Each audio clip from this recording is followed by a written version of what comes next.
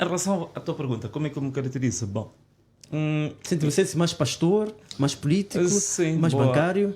Boa pergunta, né? Boa pergunta, porque é assim, eu, em termos profissionais, minha profissão mesmo, eu sou bancário. A minha formação, eu sou engenheiro. Florestal. Mas minha profissão, eu sou bancário, eu sou, digamos, um gestor sénior do sistema financeiro. A minha formação, formei-me em engenharias. E agora, a minha identidade espiritual, eu sou pastor acima de qualquer coisa.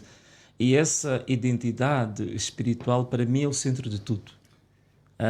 Portanto, eu não posso dizer que me sinto mais político do que pastor, porque isso seria faltar a verdade. Graças a Deus, hoje em dia, aqui vou aproveitar para partilhar contigo um assunto que acho que te vai interessar muito também, quem nos está a ver em casa. Certo.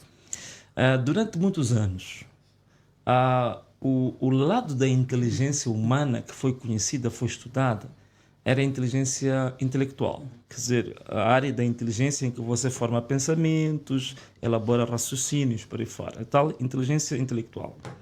Mais recentemente, mais ou menos nos últimos 150 anos, descobriu-se que havia, afinal, a tal chamada inteligência emocional.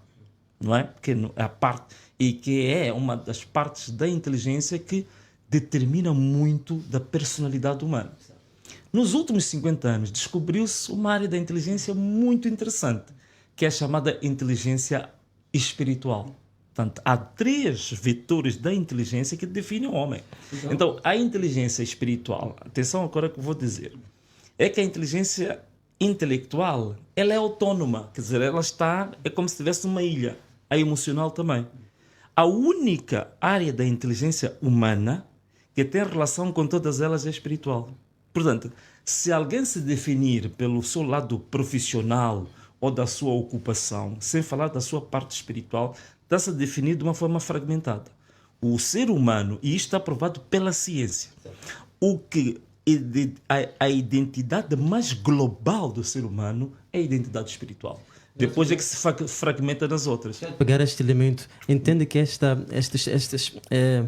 parte espiritual de Venâncio, que tem alguma influência na pessoa que é hoje, sente que é a sua fé, é a sua espiritualidade, exato, não será forçar, mas que ele conduz a querer, por exemplo, ser Presidente da República?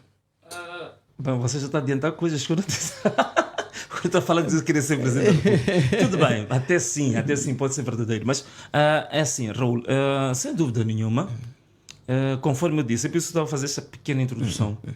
Porque às vezes as pessoas, quando falam das questões espirituais, falam como se elas fossem apenas para as pessoas que são fracas intelectualmente, ou pessoas que não tenham grande formação académica. Então se diz assim, os que gostam de coisas espirituais são daqueles que têm um fraco índice de inteligência intelectual, são fracos, vão se refugiar nas questões espirituais porque não são muito bons nas questões racionais. Que não é verdade. Portanto, a própria Bíblia, se tu me permitir, só um segundinho, só falar disso, não vim aqui para pregar, mas a própria Bíblia diz uma coisa, quando define o ser humano, define o homem primeiro como espírito. Diz que o homem, primeiro, é espírito.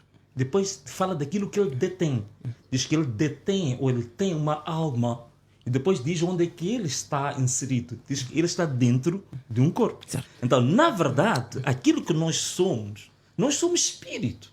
Só que depois temos uma série de atributos, como a alma, como o corpo, são questões complementares. Mas a nossa identidade essencial do ser humano é a identidade espiritual.